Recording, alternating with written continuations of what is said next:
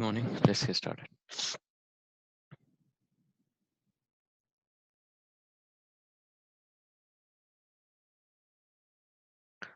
So in the last session, we couldn't quite get the lazy module working. So we'll see how to get this working, the lazy loading. So I'm just enabling that path. So one thing that I missed is go to lazy module. So this module needs to have routing and should have its own router module imported. So I'm not interested to have any routes for this, but I'll just import this router module. That's it. So this should fix the issue. Empty routes I'm passing.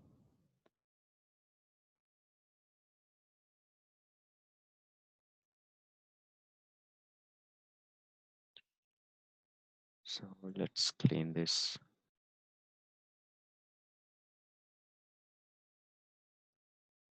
Okay. The other routing seems to work fine.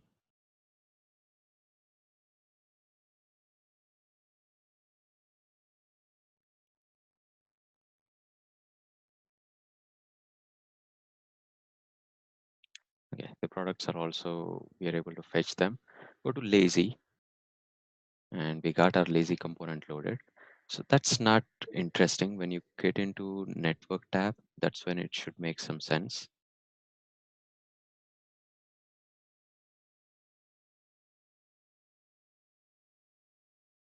If you notice here, lazy.module.chunk.js. So this is what is important.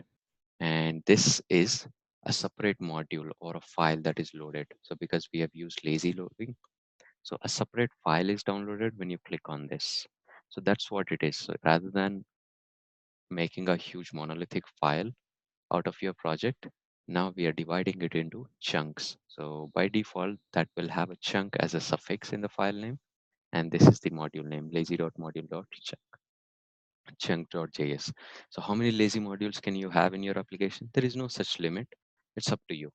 So if your application is huge, probably every child module that you're developing may want to load may as a lazy module. So you don't want to load it eagerly, rather you may want to go with lazy loading. Anyway, so let's push that change.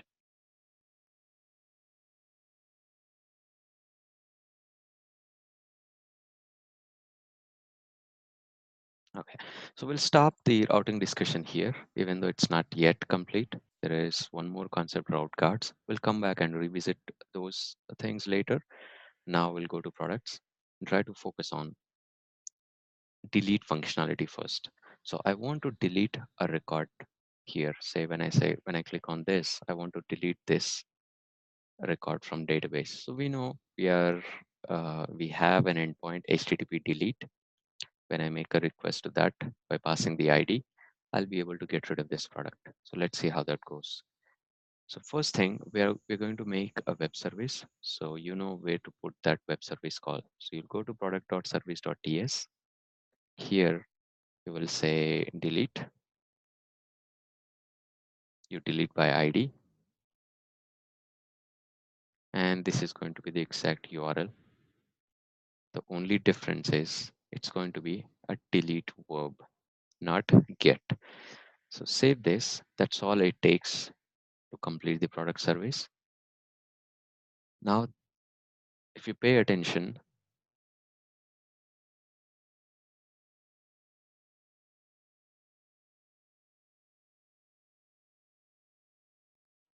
okay, let the products load.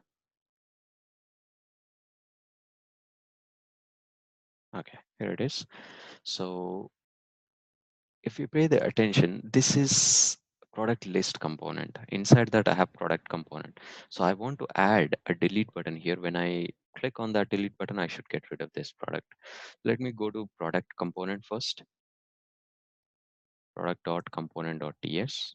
And as you can see, it doesn't hold any data. It comes as a parameter, as an input parameter. And here I would like to have my button. So I'm going to say div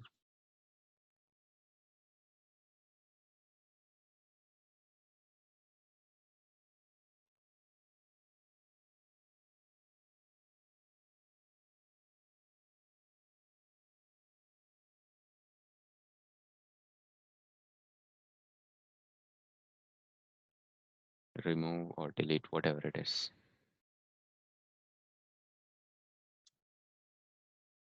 Or just make it a button, doesn't matter. Okay, once I click on this, I should invoke this on delete handler. Let's create that one. So for now, I'm just say console.log deleting, just to make sure that my handler is working fine. So I'm just testing the flow first rather than calling the service.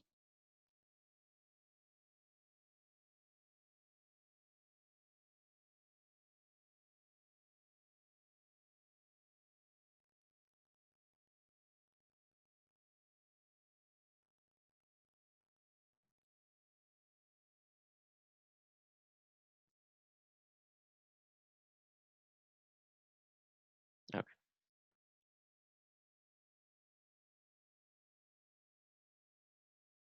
I have my delete button here, so I'm going to click this and it says deleting. So it seems like the flow is working fine. Now I can focus on calling that service to get rid of that product. So I have constructor. I'm going to do constructor injection.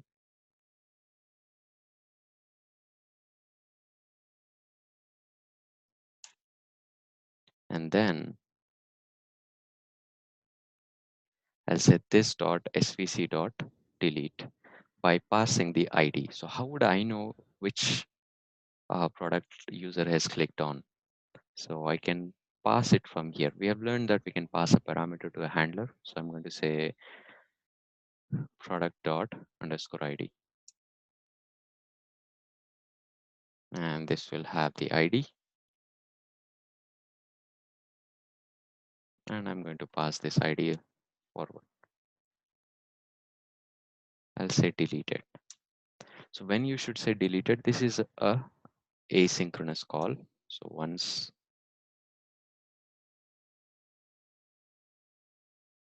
you get the response in the success callback, you would say that. In the error, I'm just going to say console.log error, whatever that error is.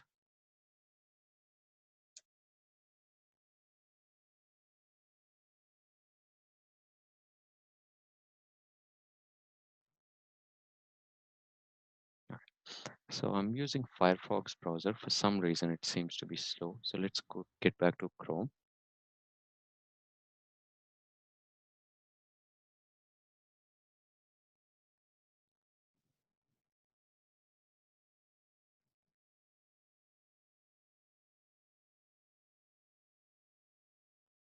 Okay, here I am. And now I'll click on this, delete, go to network tab, make sure it is making a data web service call. Looks like it is making, and we're getting 204, which means success. And we won't get any content for sure. The reason is it's a HTTP delete request. Now go to console. It says deleted, but the product is still there. So I'm trying to delete it, but it's still that product is there. The reason is now the challenge comes. So this is how the project is organized at this moment. You say product list component, on top of it you have app component, but let's focus on this.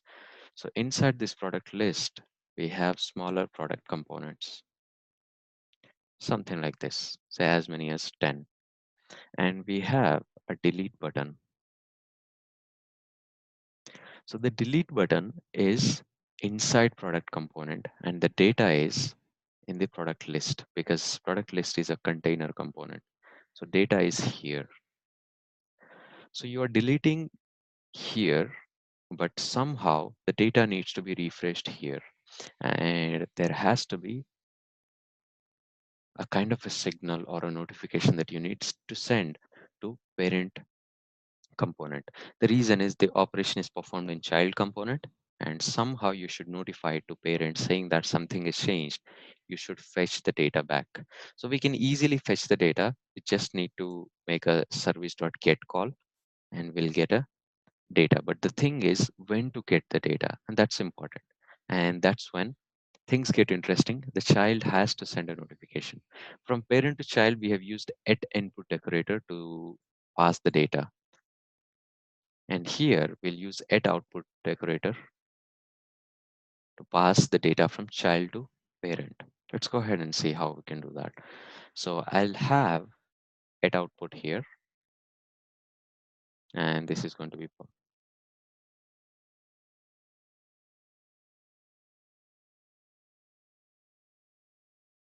say on remove or on notify or something like that, or say notify.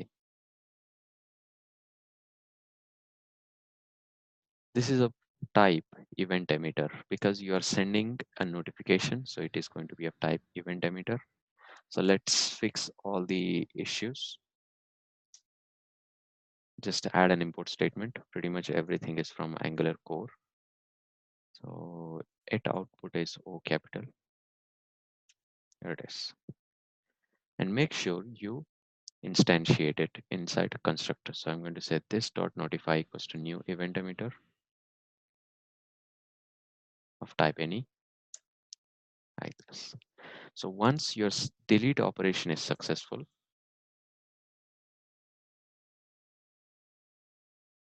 you're going to say this dot notify. Okay, whoever is listening, you are notifying. It's like you're kind of broadcasting. So no matter who is listening to this notify event, you're saying that, okay, emit that event. So pretty straightforward. It is of event emitter type, and you're emitting that. So whoever is interested in this event, they'll listen to this event. So let's see how we can do that. This is the code that is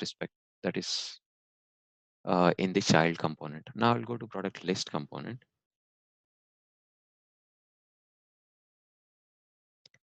Here, and your product list component is interested to listen to that event. So now here, how can we specify? It's an event, so this has to go inside event binding. This is at input, so it goes inside property binding. And name of the event is notify. Where this is coming from? It is coming from this here at output.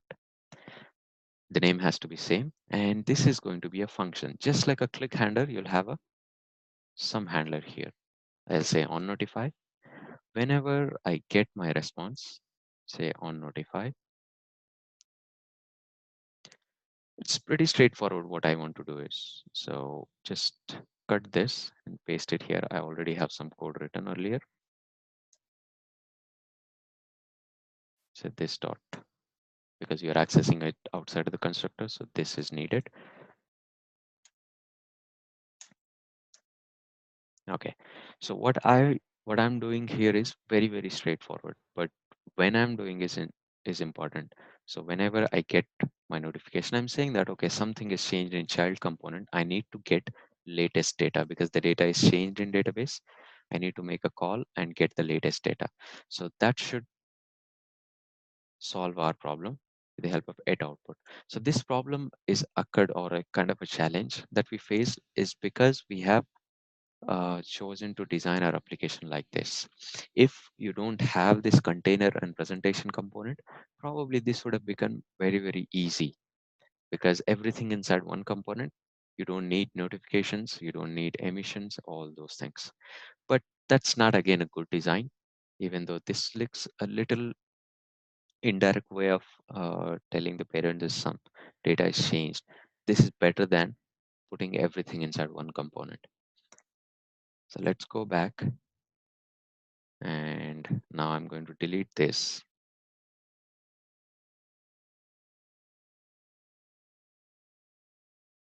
Go to network tab, say it's making a products request. So what I'll do is I'll insert a new record, because I don't want to delete this one. This has some reviews. If I delete that one, I'll lose my reviews. Go to products, because we have a kind of similar data here. Maybe it is hard to see what's going on. So let's add a new record.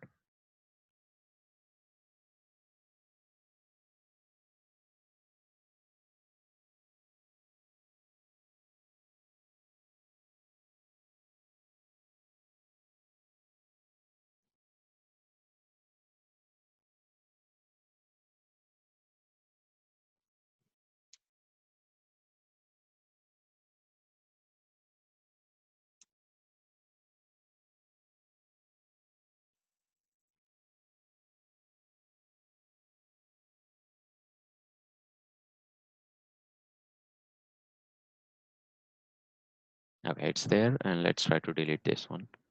And data is updated like that. So we have established a communication. Data is sent from top to bottom and vice versa. So come back here. One interesting thing to note here is you can even pass some data from this. So let's, you want to send some data in the emit, you can say message. So this takes an array, an object as a parameter. So this object can have, properties. Definitely you can pass the data to parent using this syntax. So I'm just sending some dummy message here. And how can you catch this? You will have your data and you need to catch the dollar event, and that will actually have the data. So let's say console.log data. So I don't want to delete each time when I show this. So I'm just commenting this for a while.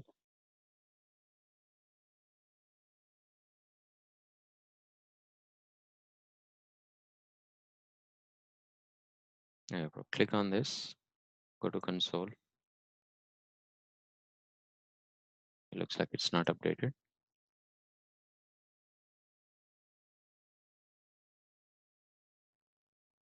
See, we have our message. Like this, you can pass the data from child to parent. Okay, let's clean this up. We don't need actually the data.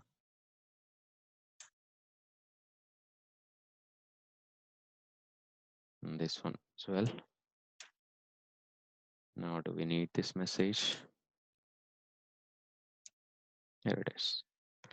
So that was the only challenge that we had, and we fixed that. Now we'll go back and try to look into another concept.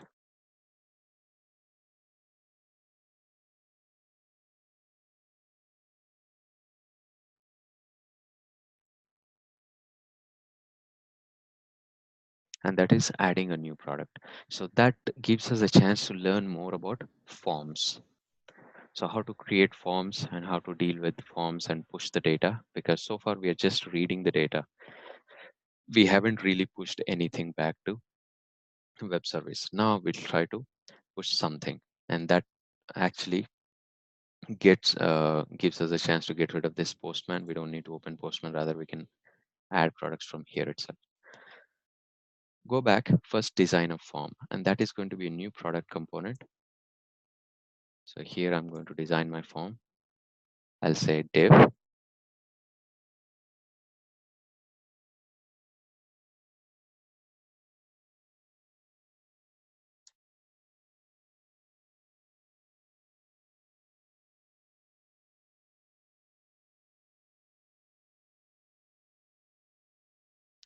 I'll have a form control class and an input type text.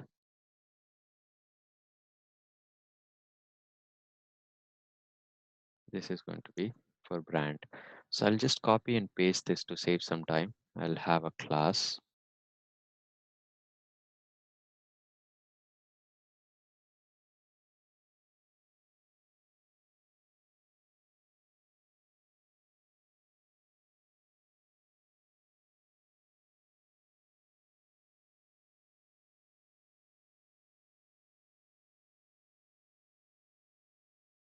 I believe this is form group, not form control.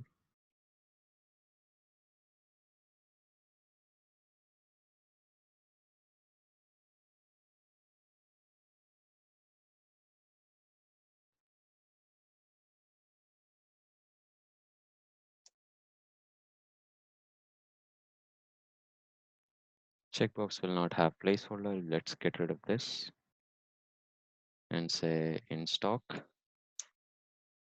And then finally, I would like to have a button so that I can push this. Say button.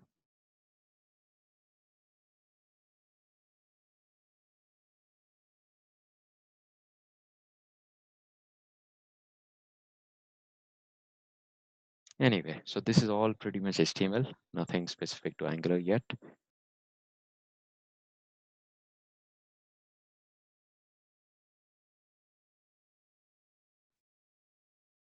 Here we are, and this is how the form looks like.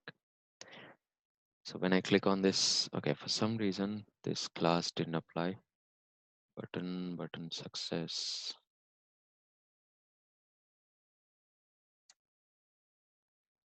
So when I save this, I should grab the data, whatever user has entered, and I should be able to push this to server. So one easiest thing that we have learned is we can use two-way binding, something like this, ng model, and say brand.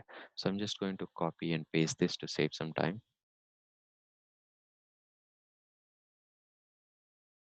I'll say price, probably price here, and then model here, and then in stock. So I need to have these variables inside my component class so that I can catch them. So I'm going to create them. So this is a new product component.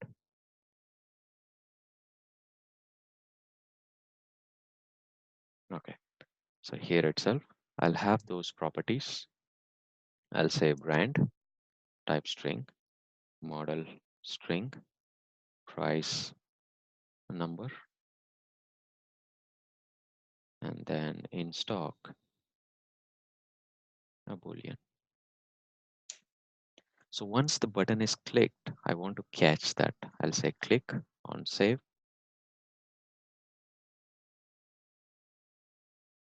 I'll have this event here, and I'm just going to do console.log this.brand, this.model, this.price, and this.instock.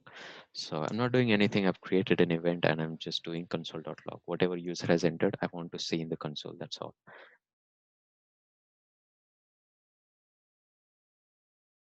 Come back.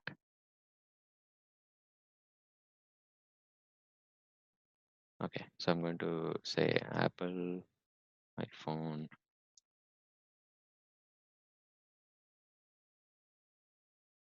See, I'm getting my values. And that's actually kind of, I need to wrap it inside an object and pass it to the service. The reason I need to wrap it is because your post method accepts body, and that is of type object. You cannot pass four separate values. So you need to wrap it inside an object. So I'm going to say product. And how can I wrap it? I'll say brand, this dot brand. Brand is a key and this dot brand is a value. So like that, I'm going to do it for everything. This dot model. I'll say price, this dot price, and I'll say in stock, this dot in stock. In the console.log, I can pretty much say this product. That's it. So every time I'll prepare an object and I'll send it.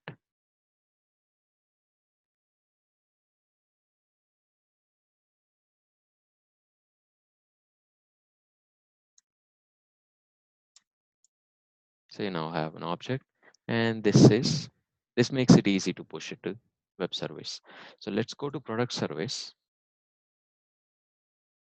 and try to post it. I'll say save, and this will give me a product as a parameter of type any. And I'm going to pretty much use this URL to save a product. The only difference is it's going to be a post request, and the second parameter is going to be the body, because your post method will have body while get will not have any body. There it is. Save this.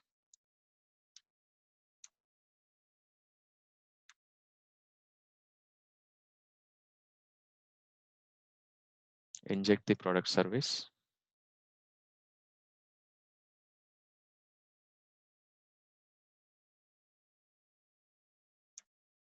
And once everything is ready, you're going to say this dot svc dot save.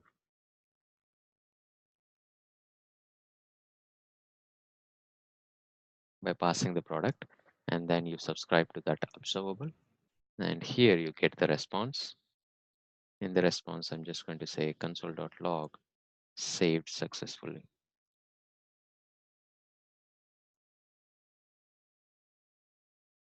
Here I'm going to say console.log error.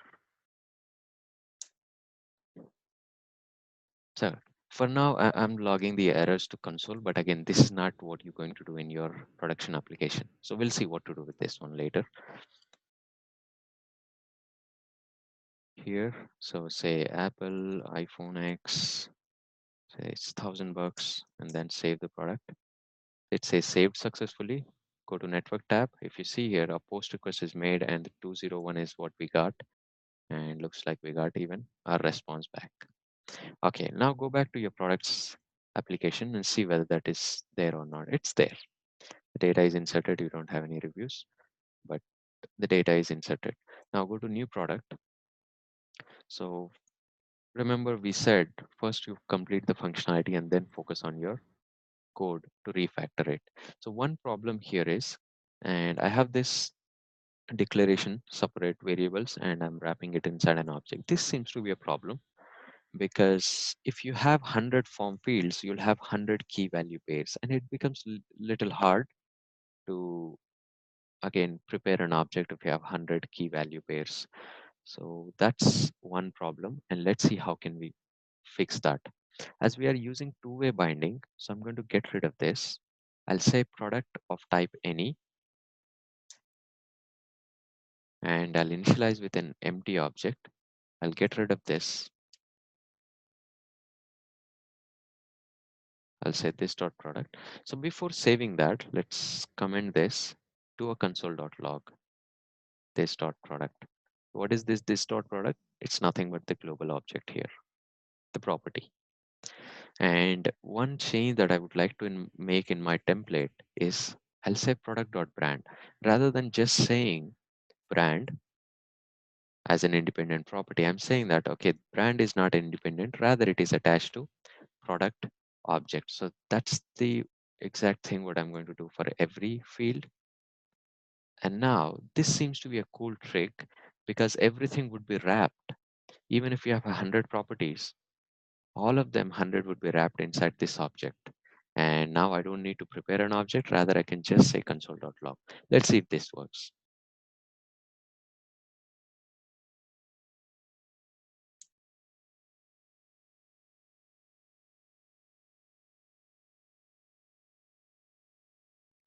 Okay,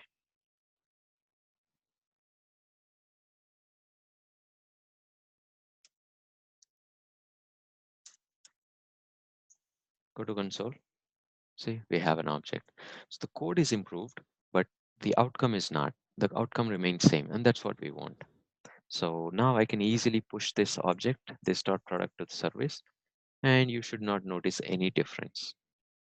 But the code is improved. You don't need to worry about preparing an object manually. So why this is happening is because two-way binding. So it looks for that brand property. If it doesn't exist, it attaches. So the two-way binding works like that. So something is changed in the in the view. The data is always synced, no matter where the data is changing. It can be your template or it can be your component class. So let's go ahead and insert another product. So I'm going to say,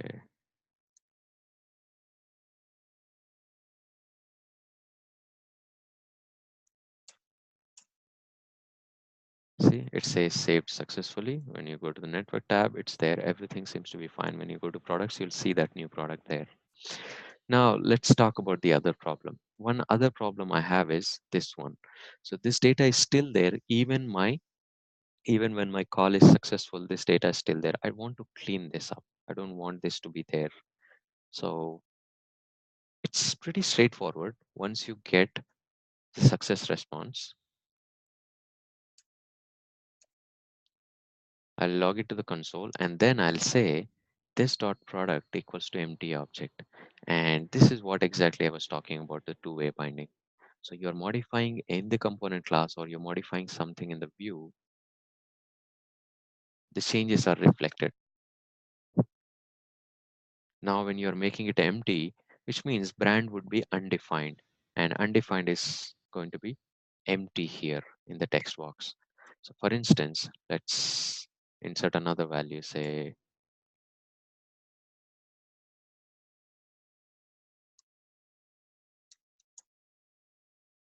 Say it made a request, go to console.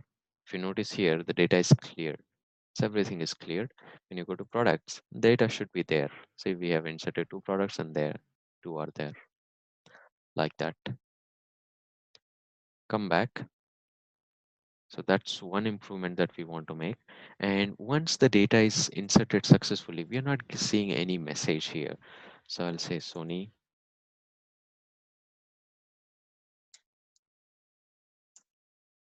It says saved successfully, but again, that's console. It's kind of debugging purposes. This one, rather, I want to show a message to the user. What that means, I mean, you are just clearing up the values. It doesn't give any message to the user. So you should show him some message. It's very easy. Let's see how can we do that. First, what I want to show is something similar to this. I want to have a div. It's going to be a success message that I would like to show him. So I'll say saved successfully. And there are various ways that how you show this message. Probably you wanna show this for a couple of seconds, or you wanna show some alert box, or just a div and unlimited possibilities. So usually this is how I want to go, and I want to show this. It doesn't make much sense here because I haven't saved anything. The page is reloaded. I'm seeing this div. It's because it is a dumb div. It's going to show up every time. So if you want to make it a little bit dynamic, you'll say ngIf success. So I'm saying when success property is defined, then only show this div, otherwise don't.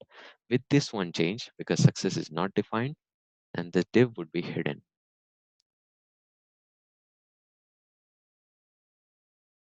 See, the div is hidden. Now go back. When to make that success property true? I'll say success is of type Boolean and I'll set it to false. Once the product is successfully added, you'll say this dot success equals to true.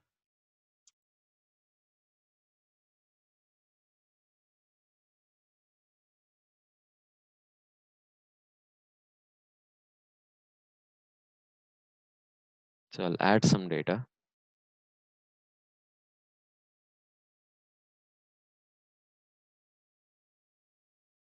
See, as soon as this call is successful, we're seeing this message. This makes more sense. The same way, I want to show any error. If there is any error, I want to show that error. So I'm going to say this dot error equals to true. I would like to have an error property. Let's define that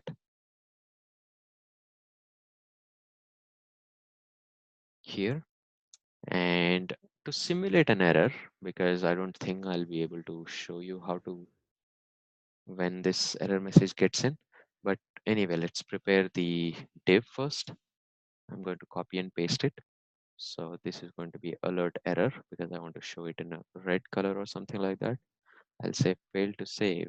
Please try again. Something like this. And this is my div. I want to show it when there is an error. To simulate an error, I'll go to my product service and try to say products one, which route doesn't exist. So at least this is going to give me some error. I don't really care what type of error it is, but it's an error. So the error message should pop up. So values don't matter. Save it. Okay. Looks like it is not updated.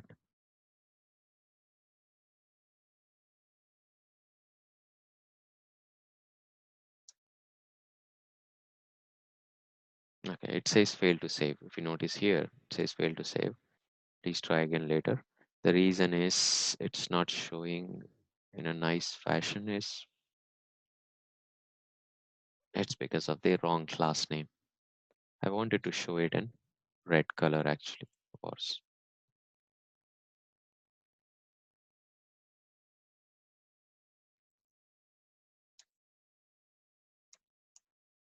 Here it is, like this. So when there is success, when the call is successful, you'll see that success message. When the call is failed, you'll see error message. And you're doing this with a nice little trick of ng if. That's it. The toggling the view. So that's about saving a form. So I think I'm pretty much done with the forms. So one change I would like to make is just to show you this NG model works with text checkboxes, it works with the drop downs, it pretty much works with all the inputs. So let's change this to a drop down list. It's okay. I mean, let's keep it that way. I'm just giving you information. Even if it is a drop down, this would work fine without any problem. Or if you just want to give it a shot, let's give it a try. So I'm going to say select, select.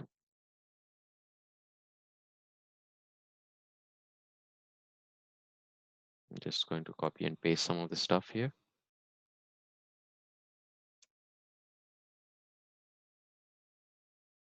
and add some options.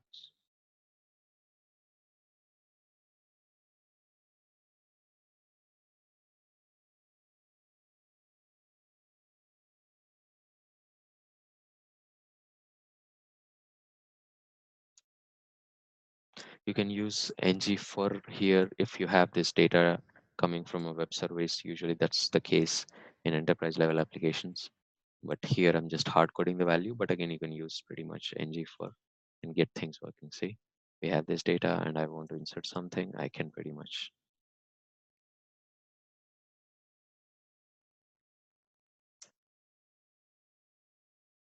Okay, it says fail to save because we haven't fixed that issue. Let's revert things back.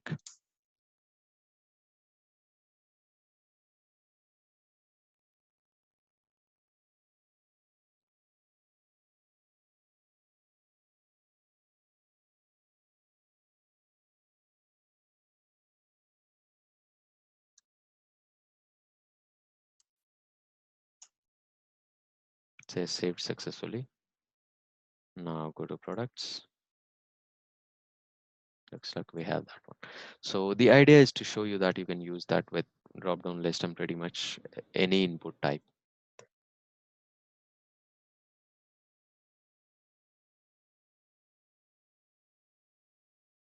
So that was our form. We are not yet quite yet done with that. We have still few more minutes. Let's focus on another concept, new product. So I'll click on this without entering any values. So it is saying fail to save, and that seems to be right. But the problem with this one is it's going to server. Go to network tab. See, it is making a call to this headers. When you go to headers, you have this call made to save the product, and you have your request payload. And that request payload is nothing but the data that you enter here, and that is kind of empty.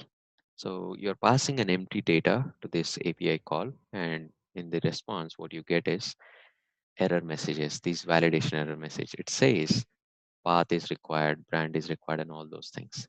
So rather than sending the request to the server to check whether the validation is passing or not, anyhow, we have our validations placed on the server. We want to enhance the user experience. Rather, we want to validate our data on the client side itself. We don't want to take it to the server and show a message to the user because that has some kind of lag. It's asynchronous operation. There are a lot of things going on. So what I want is I just want to disable this button unless the form is valid, or in other words, we'll try to validate this form. So to make or to add validation to this form, first thing we need to add a form tag. Even though I'm saying this is a form, it doesn't really have any form here so far. So let's go ahead and wrap it inside a form.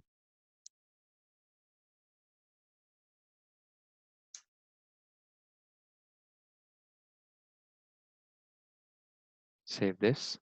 So that's the first thing that I would like to do.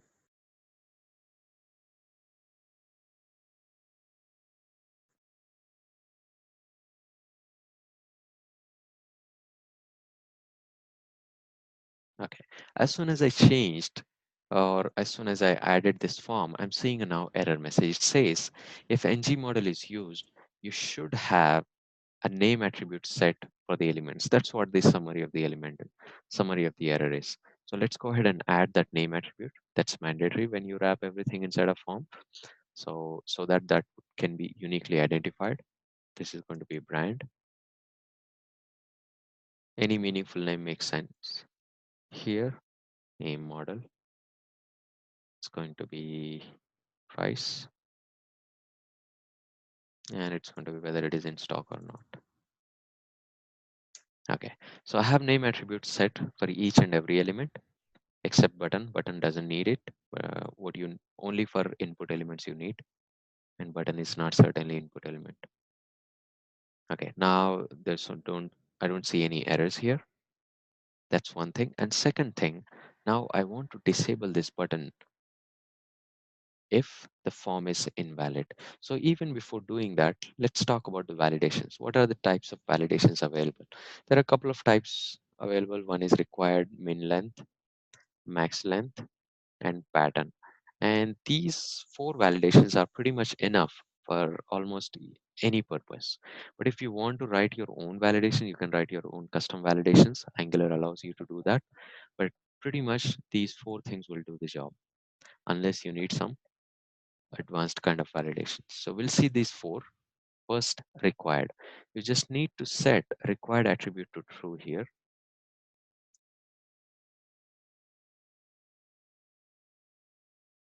This is nothing specific to Angular.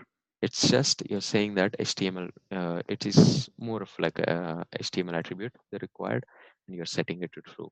So one thing what I would like to do is I'll say no validate. So on the form, I'm saying don't validate. What that means. So HTML5 by default comes with some validations. Every browser has validations, and that's how HTML5 is. The problem with that inbuilt validation is every browser has its own way of validating it and showing an error message. And that error message which is shown is actually inconsistent across the browsers. One browser shows it in one way, another browser shows it in a different way. So we want kind of a consistency across the browser. So I'm saying that, okay, don't help me. You have HTML5 validations with you, but don't try to validate using the inbuilt validations. Rather, I'll take care of that. I'm using Angular. I'll take care of my own validations. So that's what it means. I'll say no validate, and then this is required. Now I would like to say disable this button when that form is invalid. FRM.invalid. What is this FRM? So I'll use something known as template variables. Go to form, and this is a new concept. So I'm saying, okay, give me access to this form, and that is FRM. So ng form is a directive, and this FRM will have entire information regarding this form. So hash FRM, you'll say this is user defined name, and you are able to access this FRM. And this FRM will be invalid or valid based on its elements, because this form has bunch of elements in it, and based on their state, that form is said to be valid or invalid. Now, if you notice, that button is disabled here. So select something. See, button is enabled now. So this doesn't mean that our product would successfully be saved. That doesn't mean that. I've just added a required attribute, and I'm able to validate it at least one step forward. So now go back and add the required attribute here as well on the model, because even that model is required. And the same thing goes with price. So this form is said to be valid only if all the elements are valid inside that form. See, the button is disabled. I'll select something. Button is still disabled. I'll add something here. Button is still disabled. I'll add something in the price, and the button is enabled. Now when I click on save, and this simply saves. When you go back to products, you'll see that probably it is not saved.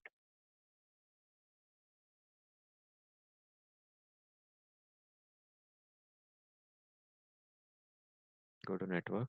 Looks like it is saved.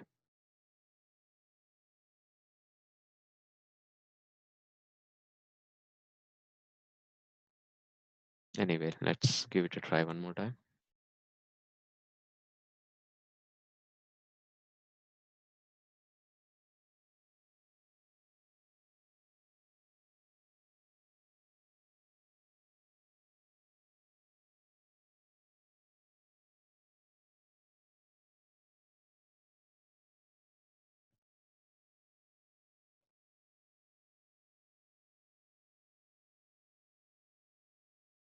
Okay, did I comment this code somewhere? Because it's not saving the product. New product, I didn't comment this one. Okay, so now go to product list component.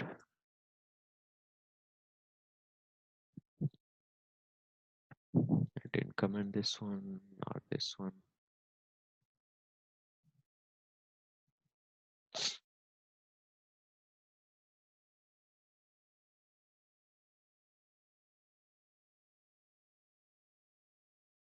So I have 218 records.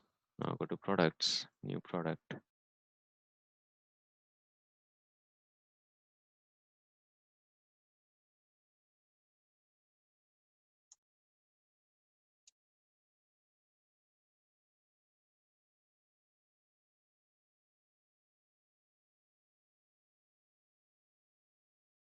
Okay, it's making products. I have my payload. I see some data, 218. Okay, I have 219. Go to products. Okay, the problem is it's not really showing up that top record.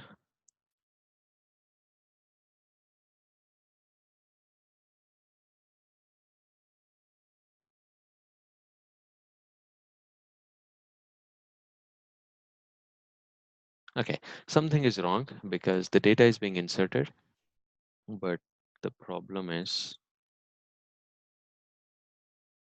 it's not showing up on top. Maybe issue with the sorting or something like that.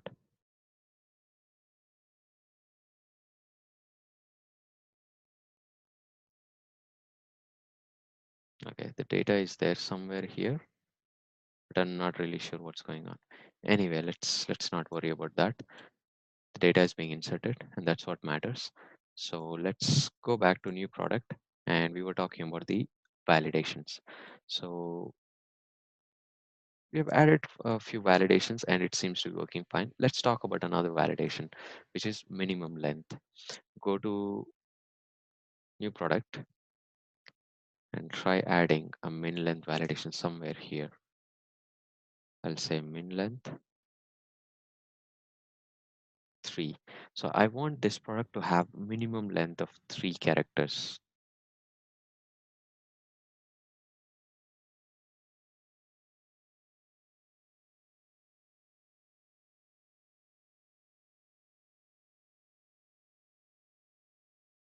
Okay, that doesn't seem to work because it may be min length, not min length.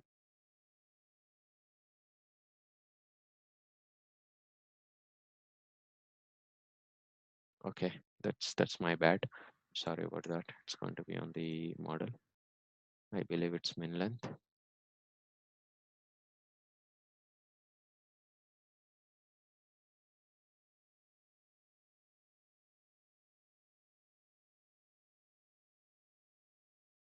Button is still disabled. I'll enter something. Still the button is disabled because it should have minimum of 3 characters in order to make that field valid like that. So the same way you have max length, which is like I'll say 10 characters. If more than 10 characters are entered, and this field would be rendered invalid. So this Chrome browser will not allow you, when you have this max length attribute set, it will not allow you to enter more than 10 characters anyway. So you won't get to see that validation failing here, but we'll see that when we are dealing with some other kind of forms. We'll see that max length working, but here min length is enough. Now, one last thing we have is that pattern. So the pattern can be phone number or can be an email address or whatever. I want to keep it simple, so I'll say a pattern, and That pattern I just want to have 0 to 9 for price, and I want to have at least 3 characters, something like that. So again, this validation doesn't make much sense. And just to show you, this is how the regular expression validation work. But this is the simplest form of regular expression. You can have more complex when you're working with email IDs and phone numbers. I'll say model XYZ. I'll say, see, the button is still disabled. Okay. This pattern doesn't seem to work.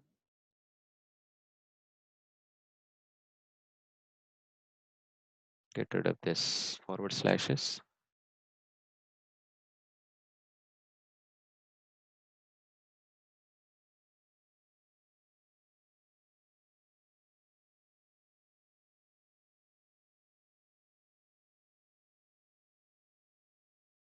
Okay. Minimum of 3 characters or maximum of 4 characters, something like that. You can have it.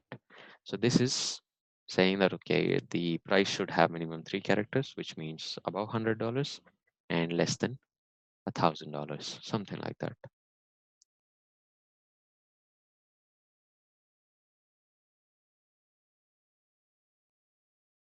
This has to be a number.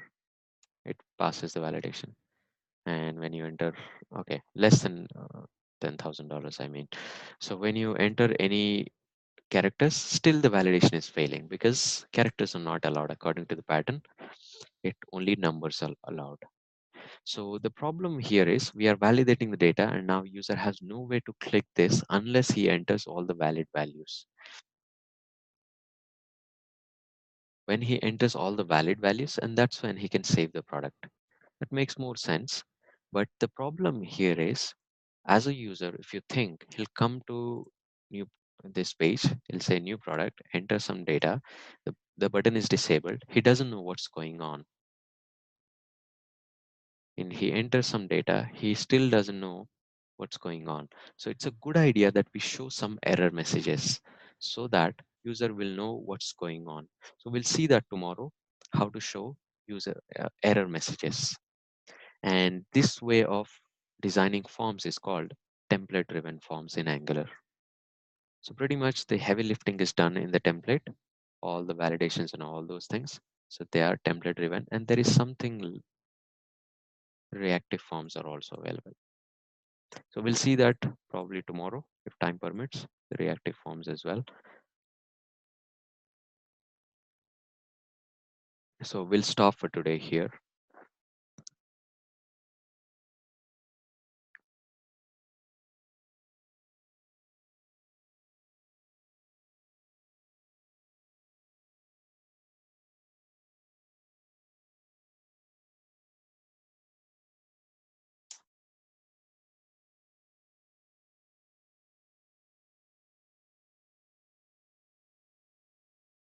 Okay, to summarize things, we have seen what is at output, and we have even learned child to parent communication.